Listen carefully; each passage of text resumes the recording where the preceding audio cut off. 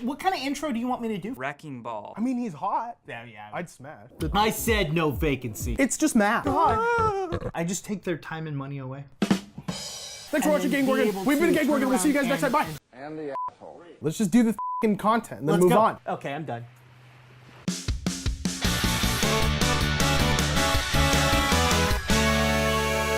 Hey everyone, welcome to GameGorgon. My name's Indigo. And I'm Krug. And today we're talking about Crowfall! And oh god. Jesus. And how random as hell it is with all of their maps and how everything gets made and put together. Yeah, they went into a lot of detail about how their randomization engine works in a live stream, and we got a bunch of cool like feature details and a bunch of cool technical details. At least they're cool for me. Maybe nobody else wants to hear them, but I do, so f*** you guys.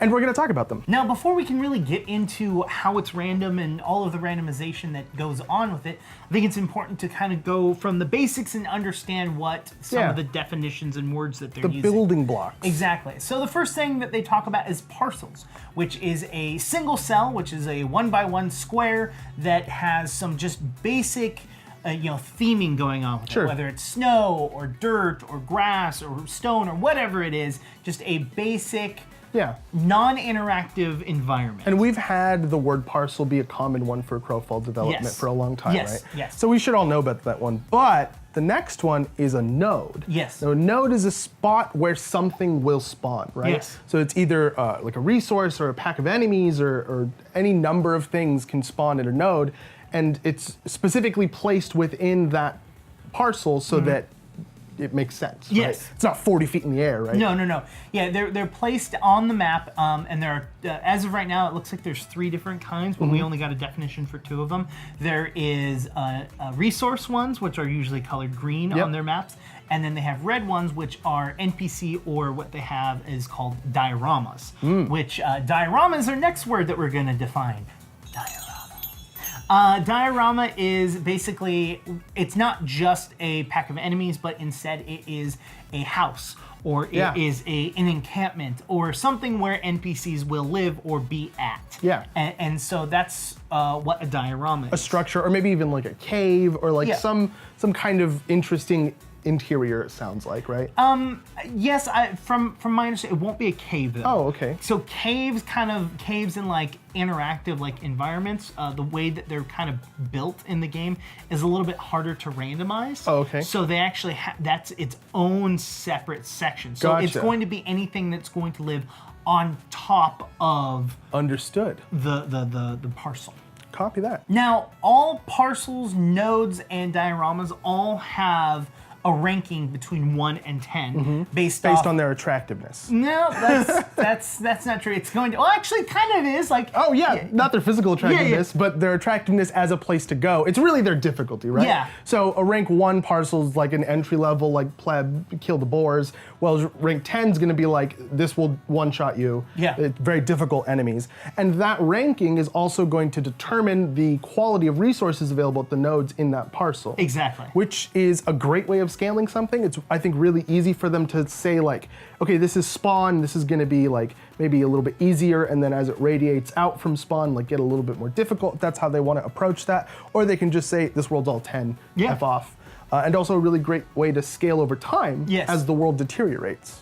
And as NPCs, and by NPCs I mean as players build inside the world and create different environments and changing how things work. The next kind of piece of information is the different types of shapes that the parcels kind of create. So there are standard 1x1, 2x2, so on. There's also rectangles, but the one interesting one that they talked about is something called a donut. And it's basically a circle of parcels that has a empty space in the center for additional parcels to be spawned in. Yeah, and then the additional space in the center has its own elevation. It can. So it can have its own elevation. So you can have a donut with like a chasm, however you pronounce that word, in the middle, or it can be like a donut with a mountain in the middle. I think it's really cool. It's a cool shape. And what they've been talking about is having them where they kind of have like an increase, and then there's like a fort that's on top of it that may have resources inside of it that people want to fight over or defend because now it's got high ground. So there's a lot of really interesting mechanics that they put into it. Now, now that we've kind of gotten an understanding of all of that, yes, we're gonna go into how and why everything is super random. So now they kind of make these worlds. So every world is going to have its own set of rules and its own set of like campaign goals. Yeah, which has been a hook for the game since the very beginning. Exactly. And after a certain amount of time, based off of the campaign goal, the world will then be destroyed and a new one will randomly be created. Right. And that's kind of where this fun randomization comes in. So the game creators, Artcraft, can sit there and say, okay, we want to give a value to how much this world has. So let's say that the campaign goal is that you need to mine 1 million copper, right? So what they do is they can say, okay, we want to change that the value of copper in this area is only like 10, right? And these are just random numbers that we're doing. Sure. And they choose the value of trees, different values of silver, and all of the other things. And then what they do is they literally hit a button that says randomize world based off of their limitations of how much points that they put into everything, and it randomly creates the world. And the thing is that that world can be very small, it can be very large, and things are slightly more spread out, but it's completely randomized by the system that they've created within the parameter. Yeah, which is important, right? You can't give a randomly generating engine the freedom to do whatever it wants because 99.9% of what it creates is going to be unusable. So aside from obviously having rules like the ground needs to be flat and you need to be able to get to every location that you generate or else you're just wasting data. Like those rules, but then there's also like you can't encircle the spawn in trees and stuff like that. So that, like limiting numerically the amount of trees, for example, kind of helps reduce the probability of those things happening.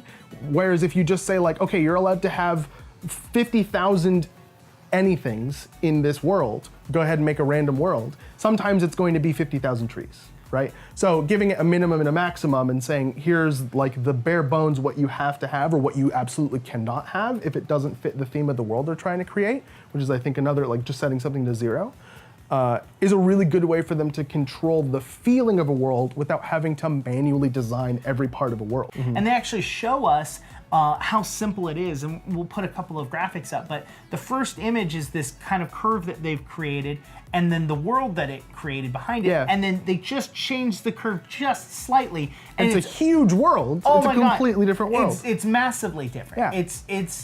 It's such an interesting and dynamic system, and especially since there's going to be multiple servers, multiple campaigns going on, you can literally go from one to another to the next and be able to just not know where anything is. And that's kind of like the benefit of this world is, say you have a large guild. The large guild knows where all of the really good resources is, so they build up their camp right around this.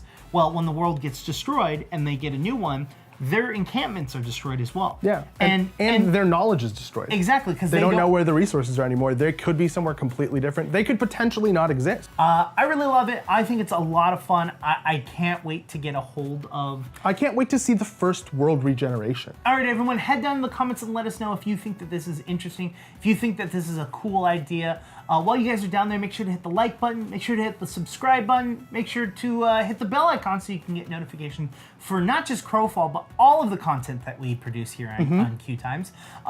You can talk to us on Twitter. You can talk to me at IndigoQT. And I'm Krug. You can get me at KrugQT on Twitter. You can also reach both of us at _QueueTimes, or you can reach out on Instagram. We're at QueueTimes over there. We have been GameGorgon. We'll see you guys